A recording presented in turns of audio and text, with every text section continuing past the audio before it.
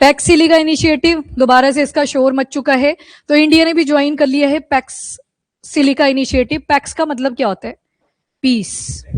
Piece, PACS का मतलब है पीस। यहाँ पे सिलिका मतलब सिलिकन लाइक चिप्स, और यहाँ पे सिर्फ सिलिकन की चिप्स नहीं आएंगी, जो भी गैलिडियम बोल दिया, सॉरी, गैलियम आ गया, जर्मेनियम आ गया, पैलेडियम, जो भी चीजें आप यूज कर रहे हो for the manufacturing of chips, तो वो सब कुछ यहाँ पे आएगा। इससे पहले ये मिनरल सिक्योरिटी पार्टनरशिप भी लेके आए थे, इंडिया ने बाद में उसको भी ज्वाइन कर लिया था, बस उसी का एक रेप्लिका है, पर वो उस टाइम पे मिनरल्स के साथ ज्यादा एसोसिएटेड था, जिसमें आप पढ़ते हो काबिल बॉडी खनिज विदेश लिमिटेड, जहां पे इंडिया ने अर्जेंटीना के साथ भी एग्रीमेंट साइन किया था जाके लिथियम को लेके। तो वैसे ही उसी का रेप्लिका आपको दिखाई देगा पैक्स सिलिका इनिशिएटिव, पर मेनली फोकस करेगा सेमीकंडक्टर वगैरह के ऊपर, जो इमर्जिंग टेक है उन सभी के ऊपर दोबारा से फोकस करेगा। तो इंडिया अभी जाके इसका सिग्नेटरी बना है। देखो, 2-3 टर्म्स होती हैं, signatory, non signatory, ratify. Ratify उन एरियाज में यूज करा जाता है जहां पे एक बार स्टेटमेंट दे दी, वो पत्थर की लकीर है, आपको फॉलो करनी ही पड़ेगी। कहीं अब जैसे ये वाला इनिशिएटिव है, इसमें सिग्नेटरी और नॉन सिग्नेटरी के बेसिस पे डिवाइड करा हुआ है। सिग्नेटरी मतलब सम टाइम वर्ड आ जाएगा कि आप बाउंड रहेंगे, पर सम टाइम, जरूरी नहीं है हर बार ही आप हामी भरोगे, पर कई बार आपको हामी भी भरनी पड़ेगी, दैट इज सिग्नेटरी। मतलब सबसे ज्यादा जो स्ट्रॉन्ग आएगा वो क्या आ गया? रेटिफिकेशन। इसमें रेटिफिकेशन का प्रोविजन नहीं आप पढ़ोगे, जो लोग हैं, जो मेंबर्स हैं इसके, वो सिग्नेटरी या फिर नॉन सिग्नेटरी बोले गए हैं। या फिर इससे नीचे क्या आएगा? सिग्नेटरी, जहां पे वर्ड यूज हो जाएगा समटाइम, मतलब कभी कभी बाइंडिंग भी होंगी चीजें जो ज्यादा ही अटमोस्ट इंपॉर्टेंट की होंगी। जब आपने सिग्नेचर करे थे उस टाइम पे बोला था कि इससे रिलेटेड अगर कोई भी प्रोविजन आएगा तब आपको हामी भरनी पड़ेगी, तो वो वाली बाइंडिंग होंगी।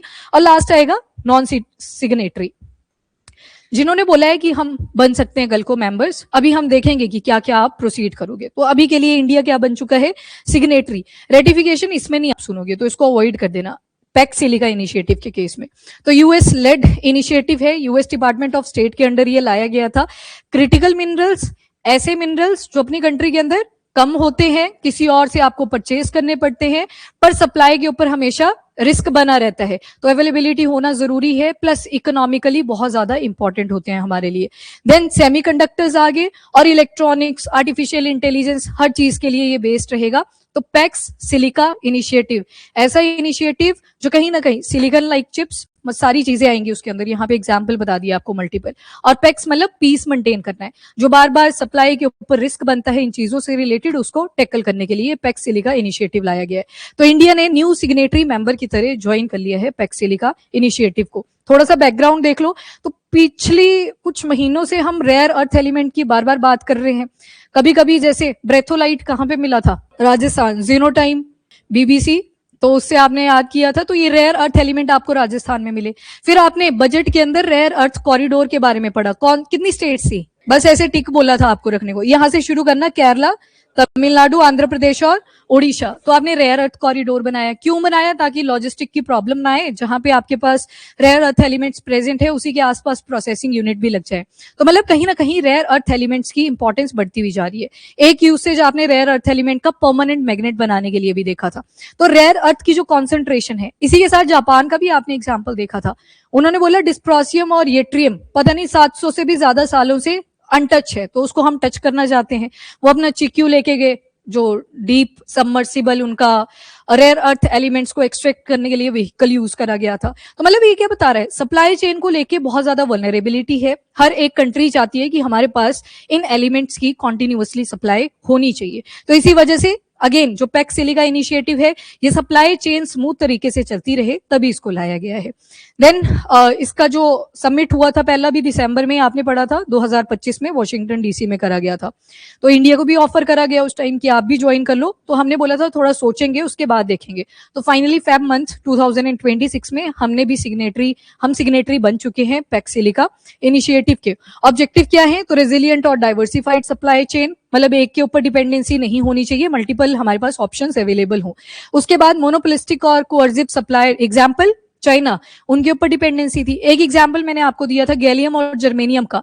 यूएस बहुत ज्यादा इंपोर्ट करता है फ्रॉम चाइना, चाइना वालों से खरीदता है।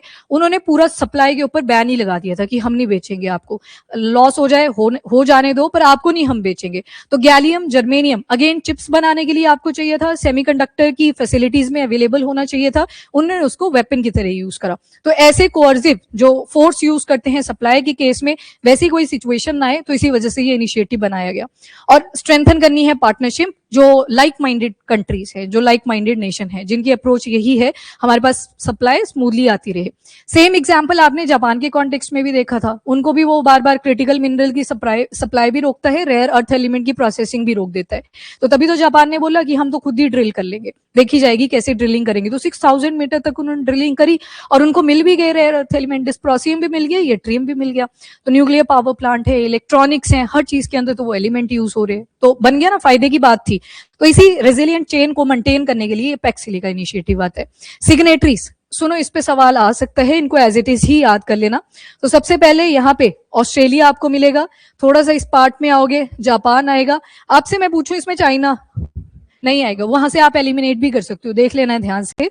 तो रिपब्लिक ऑफ कोरिया लिखा होगा तो साउथ कोरिया की बात हो रही है।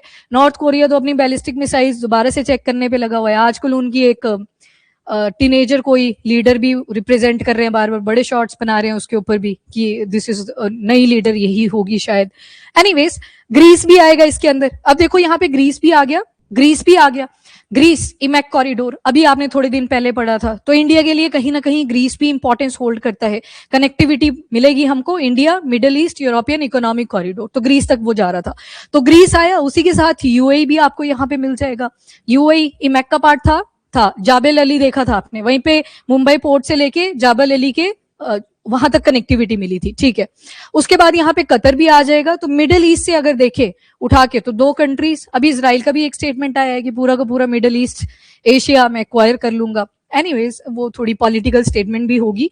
तो मिडिल ईस्ट से 2 पार्ट्स आपको मिल रहे हैं, वन इज कतर, दूसरा आ गया यूएई। साउथ ईस्ट एशिया में जाओगे तो एक कंट्री आ जाएगी सिंगापुर। अगर मैं आपसे पूछूं जो हेनले एंड पार्टनर्स का पासपोर्ट इंडेक्स आया उसमें फर्स्ट रैंक पे कौन है, सिंगापुर ही है, ठीक है। तो सिंगापुर भी इसमें आएगा। और सेम साउथ चाइना सी, यानी कि चाइना के थोड़े से नीचे जाओगे तो साउथ कोरिया भी इसका मेंबर है।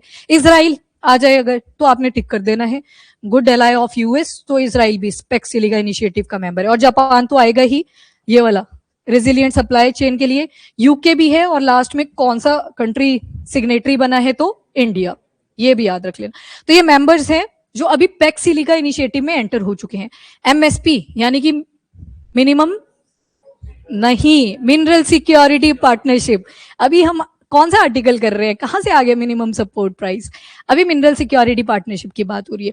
उसके मेंबर्स पे सवाल पूछा था कौन कौन से मेंबर्स थे, तो 14+1 करके उसको याद किया था। तो इसके मेंबर्स भी आपने ध्यान में रखने हैं। और जो नॉन सिग्नेटरी में बैठे हैं, जो शायद कल को सिग्नेटरी बने, तो यूएस के ऊपर Canada, then there is European Union, Netherlands, Organization for Economic Cooperation D से डेवलपमेंट, और साथ में आ जाएगा ताइवान। ताइवान का चाइना के साथ इशू है, तो अभी ये नॉन सिग्नेटरी में बैठे हुए हैं, कल को सिग्नेटरी बन सकते हैं। ओईसीडी में प्रेजेंटली 38 मेंबर्स हैं। ये सारी लिस्ट मैंने आपको दे दी है, जिसमें से इंडिया तो बिल्कुल नहीं आएगा, बाकी बहुत सारी मेजॉरिटी ऑफ द कंट्रीज में इंक्लूडेड है। बहुत फ्रॉम यूरोपियन यूनियन आ जाएंगे, और भी इनके साथ यूएस भी इनका मेंबर है। तो 38 मेंबर है अभी के लिए ओईसीडी। ये ऑर्गेनाइजेशन ही किस लिए बनाई गई थी, इकोनॉमिक पर्पज से, डेवलपमेंट पर्पज से। तो ओईसीडी टोटल 38 मेंबर्स। की फीचर आई थिंक क्लियर। तो जितनी भी इमर्जिंग टेक है उनके अंदर इन सारे एलिमेंट्स का यूसेज है, तो सप्लाई मेंटेन रहे, इंपोर्ट एक्सपोर्ट कॉन्टिन्यूअसली चलता रहे, तभी इसे इंक्लूड करा गया है। और रेयर अर्थ एलिमेंट्स आ जाएंगे, एआई, सेमीकंडक्टर, ये टेक्नोलॉजी आ गई। इन्वेस्टमेंट एंड इंफ्रास्ट्रक्चर कोऑपरेशन ये आ जाएगा। Then trusted innovation ecosystem, government भी और साथ में इसमें इंडस्ट्री भी जुड़ी रहेगी, क्योंकि आप देखोगे हमेशा 49% माइनॉरिटी इक्विटी का कॉन्सेप्ट आएगा। माइनॉरिटी इक्विटी मतलब हाँ, डिसीजन मेकिंग में उनका कोई रोल नहीं रहेगा, प्रॉफिट ओरिएंटेड आपकी प्राइवेट कंपनीज रहेंगी, तभी 49% बोला। और 51% किसका आ जाएगा, गवर्नमेंट का आ जाएगा। Minority equity and fair market practices हो, और जो क्रिटिकल टेक्नोलॉजी है उसको प्रोटेक्शन प्रोवाइड करनी है। प्राइवेट सेक्टर पार्टिसिपेशन, इसको और ज्यादा स्ट्रेंथन करना है, मतलब ट्रिपल मॉडल, ट्रिपल पी क्या आ जाएगा, पब्लिक प्राइवेट पार्टनरशिप, और लॉन्ग टर्म की स्ट्रेटेजिक इकोनॉमिक अलाइनमेंट। तो ये सारी चीजें इसमें आएंगी।